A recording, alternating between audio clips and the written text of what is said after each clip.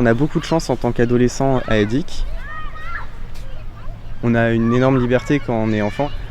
On peut faire à peu près tout ce dont on a envie. Ça a été beaucoup de jeux. On a un terrain tout entier sur lequel on peut vagabonder assez tranquillement. On peut sortir quand on veut, se retrouver avec des amis assez régulièrement. Mais c'est pas un cadre qui est fait pour tout le monde.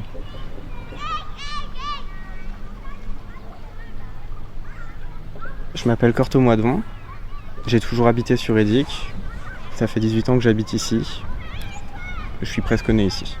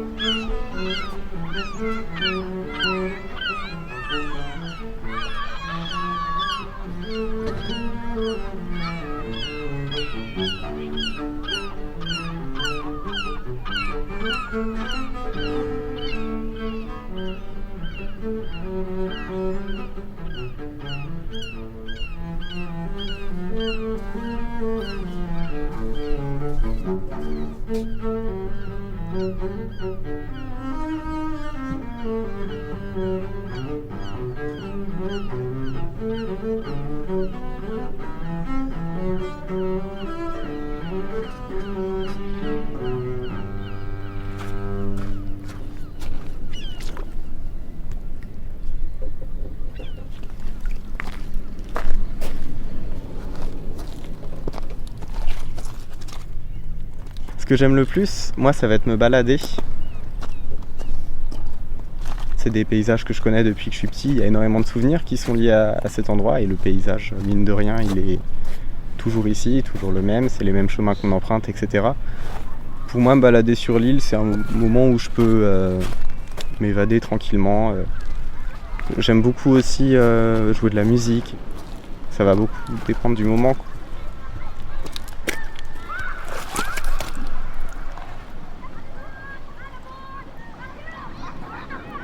Des cabanes, on en faisait plein quand on était plus jeune. C'était une activité qu'on faisait hyper régulièrement. On était très peu d'enfants sur l'île, à peine une dizaine. Donc on était souvent un peu en bande avec chacun sa cabane. Ce qu'on faisait beaucoup, c'était on se mettait un peu la misère. C'était un peu comme la guerre des boutons. L'objectif, c'était de trouver la cabane des autres et la mettre en vrac. Donc il y a beaucoup de souvenirs par rapport à des endroits où j'ai eu des anciennes cabanes. Même parfois, il reste des restes de ce qu'il y avait avant.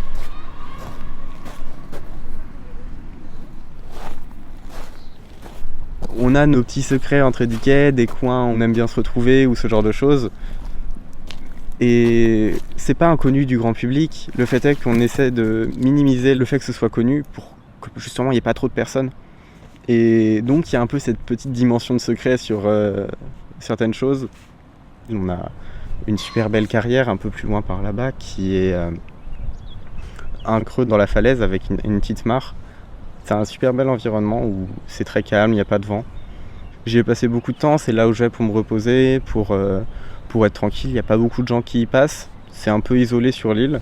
Donc c'est pas forcément lié à mon enfance, mais à moi maintenant. Et j'aime beaucoup y aller pour me ressourcer de temps en temps, jouer de la musique, être tranquille. Et pour le coup, des beaux environnements comme ça, il y en a plein sur l'île, c'est très varié, hyper différent. Et on les connaît, les cailloux sur lesquels on marche.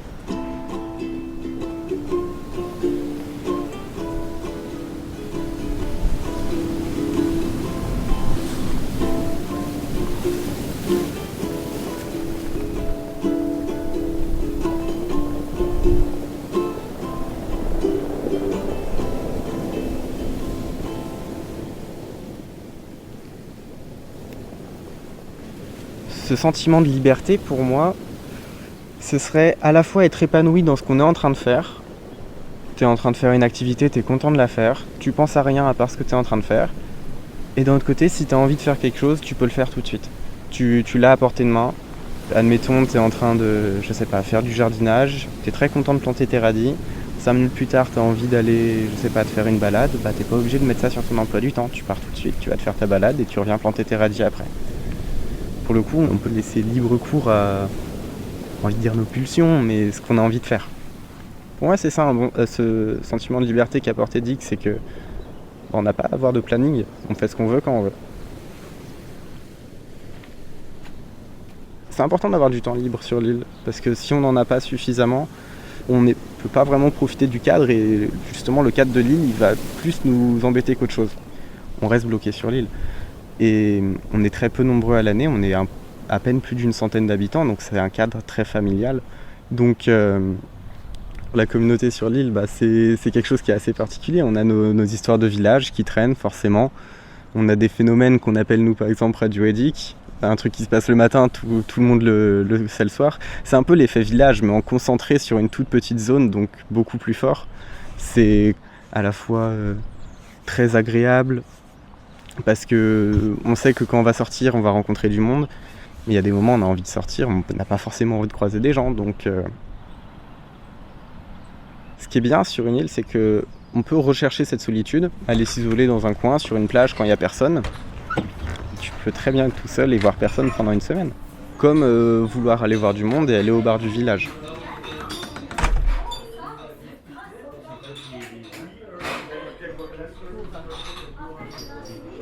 Dans mon enfance, moi j'ai toujours été collé avec les personnes que je connaissais. Donc j'ai jamais vraiment eu à faire d'efforts pour aller vers les gens, faire des rencontres, me faire des amis, etc. Arriver en ville, c'est tout de suite moins spontané ces phénomènes. On est dans des environnements beaucoup plus grands et avec beaucoup plus de personnes, donc les gens vont pas trop naturellement les uns vers les autres. Et moi j'ai toujours encore aujourd'hui du mal à m'ouvrir vers les gens. Je sais pas si c'est vraiment lié au fait que j'ai grandi ici ou pas. Le fait est que ça a peut-être joué.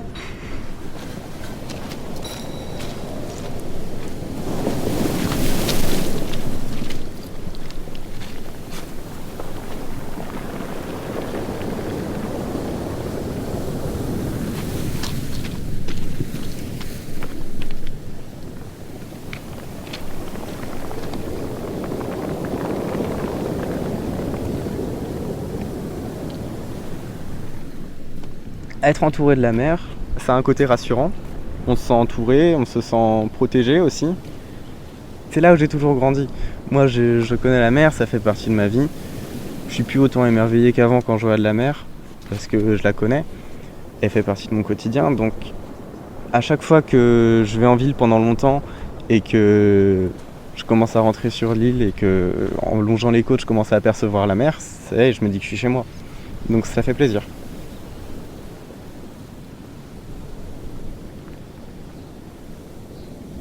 Un jour de mauvais temps où il fait un peu brumeux, on voit pas les côtes au large.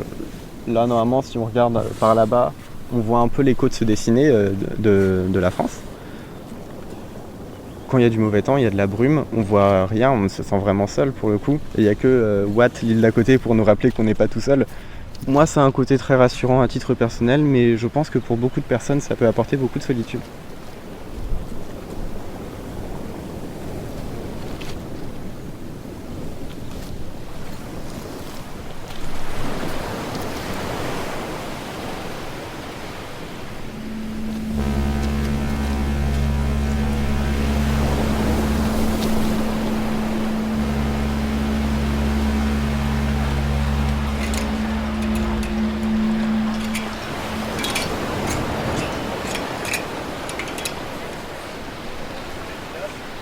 Prendre le bateau pour aller à l'école.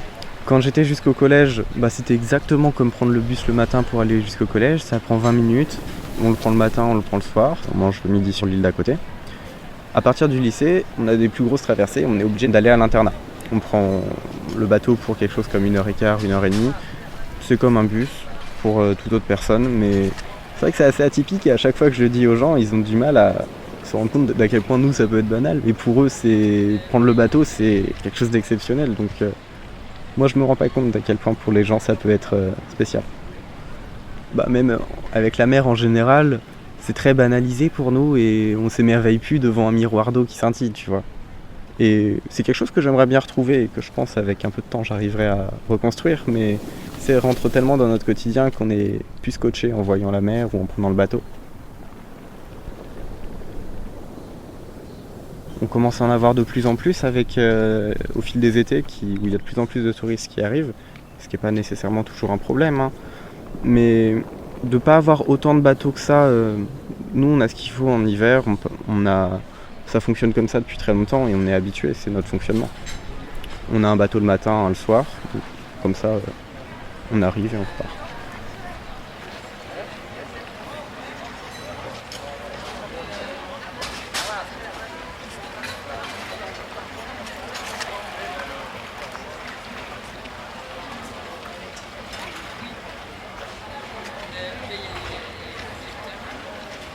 les gens qui sont de passage sur l'île, on a tout type.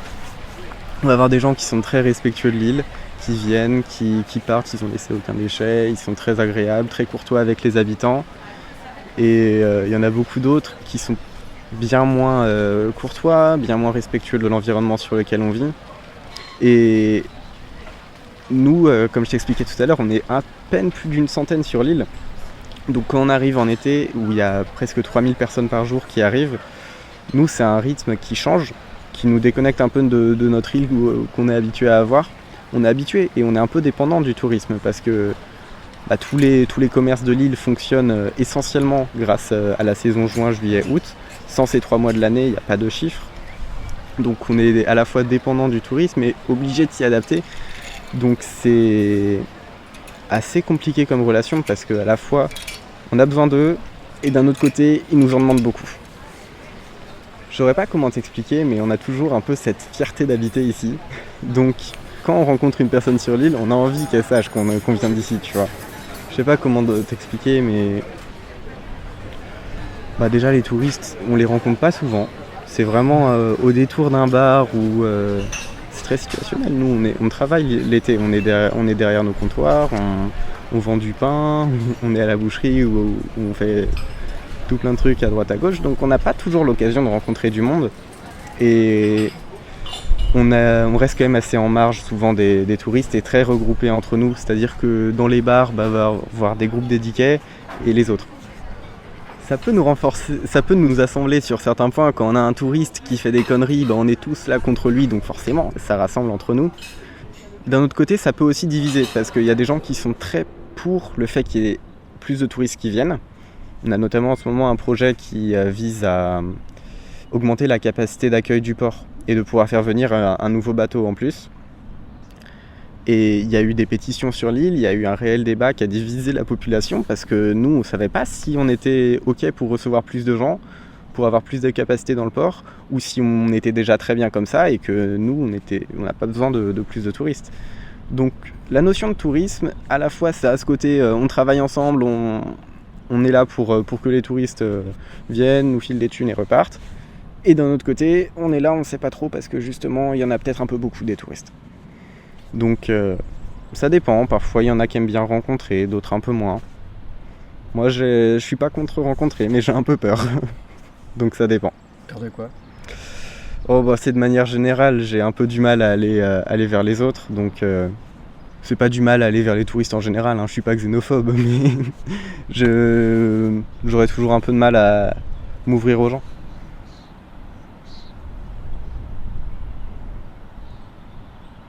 Au moment de la fin de la saison, quand l'île commence à se vider, il n'y a pas systématiquement un plaisir. C'est d'abord une petite sensation de vide parce que tout ralentit d'un coup.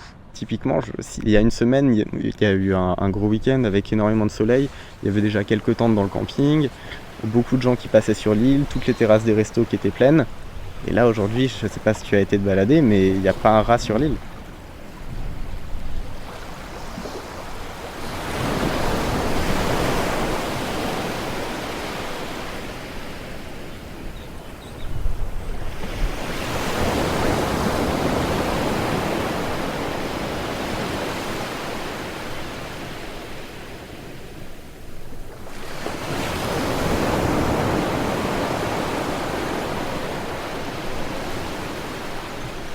Il y a des rivalités vieilles comme le monde qui y a entre Watt et Edic, où on se crache un peu les uns les autres dessus. C'était entre les pêcheurs à l'époque pour les coins de pêche, et j'imagine. Je pense que c'est ça qui a déclenché les premières rivalités. Mais nous aujourd'hui on entretient ça, mais c'est bon enfant. On crache sur les Wattais nous crachent dessus, c'est très bien. Edic par exemple c'est des alcooliques, à Watt on les appelle les gros mollets parce qu'ils doivent monter une pente de 45 degrés pour monter jusqu'au village. Donc c'est des trucs comme ça. Des coups bas, très bon enfant. Passer toutes les rivalités qu'il y a entre l'île, j'ai quelques amis à Watt et ça nous arrive de nous voir, souvent ceux qui viennent à Edic parce qu'on a la flemme.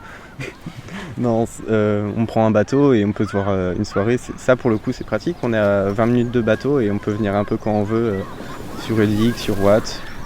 Plus souvent sur Edic, c'est mieux.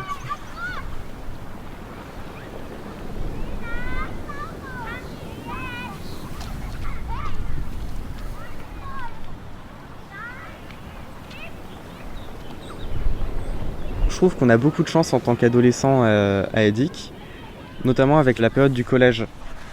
Pour beaucoup de personnes sur le continent, le collège, c'est une période qui est souvent très peu agréable. C'est le moment où on sort un peu du cocon familial, qu'on commence à rencontrer beaucoup de monde, et on a tout de suite des notions de normes, de groupes qui vont s'imposer. Et si on rentre pas dans la norme, si on rentre pas dans le groupe, on est tout seul. Ce qui force beaucoup de personnes à avoir des épisodes compliqués, où ils essaient de se trouver, où ils se perdent un peu. Et ça rend le collège une période très compliquée pour beaucoup de personnes. Tandis que nous, on va sur l'île d'à côté pour aller au collège. C'est juste, on prend le bateau le matin.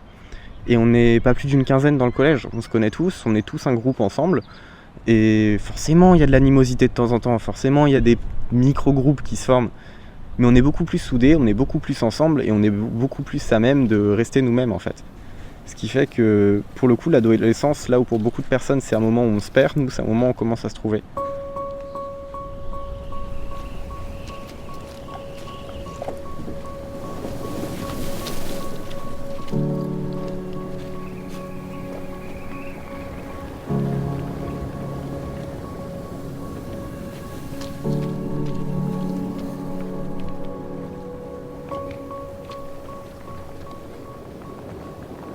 Cortona, c'est en tout et pour tout un prénom que mes parents appréciaient, qui avait des origines méditerranéennes, comme la famille de mon père.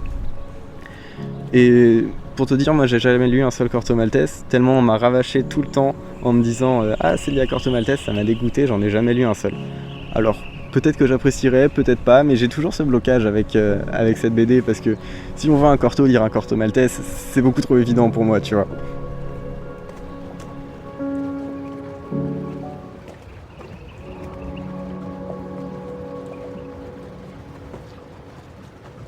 J'ai un peu cet esprit d'aventure, j'ai très envie d'aller vers les choses que je connais pas.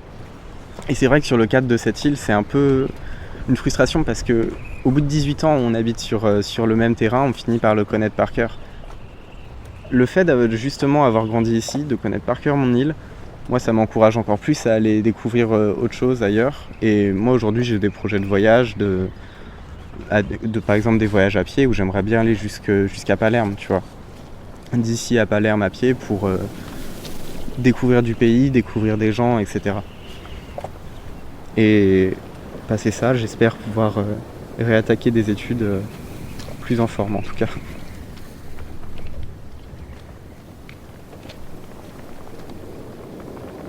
C'est une de mes plus grandes fiertés que d'avoir grandi sur Edic. Avoir eu cette vie, pour moi, c'est avoir construit ce que je suis aujourd'hui. Je serais certainement pas tout à fait pareil en tout cas. Et ne serait-ce que pour mon enfance ici où j'ai pour le coup pas rencontré de problème dans ma vie avant d'arriver à la fac. Ça a été un environnement qui était pour le coup idéal à ce que j'étais. Ça apporte une liberté d'esprit et une ouverture qui est à mon avis assez bonne.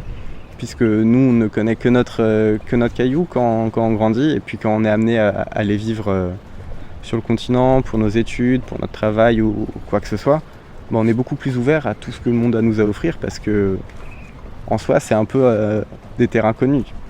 Donc oui, je suis très content d'avoir grandi ici et je remercierai mes parents.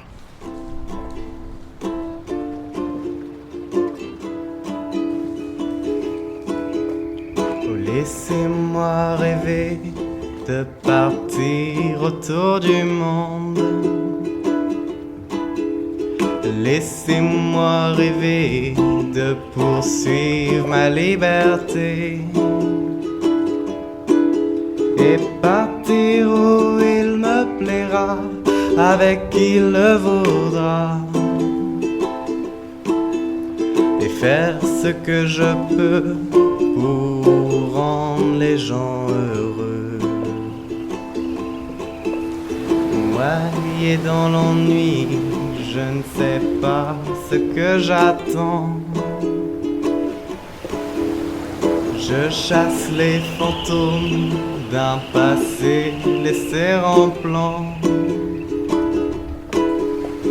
Dur de briser ces chaînes, de se libérer. Le passé nous entrave, laissons-le s'en aller. Mais j'aurais beau rêver et rêver de ma liberté. Si je ne m'en vais pas, non jamais elle ne viendra. Tant d'années à attendre, tant d'années à ne rien faire. Il est temps pour moi de quitter cet enfer. Oh, laissez-moi rêver de partir autour du monde. Laissez-moi rêver de poursuivre ma liberté et partir où il me plaira, avec qui le voudra, et faire ce que je peux pour rendre les gens heureux. Quelques mélodies au coucher du soleil, oublier mes problèmes et tout ce qui m'appelle. Chanter et danser avec toi à mes côtés.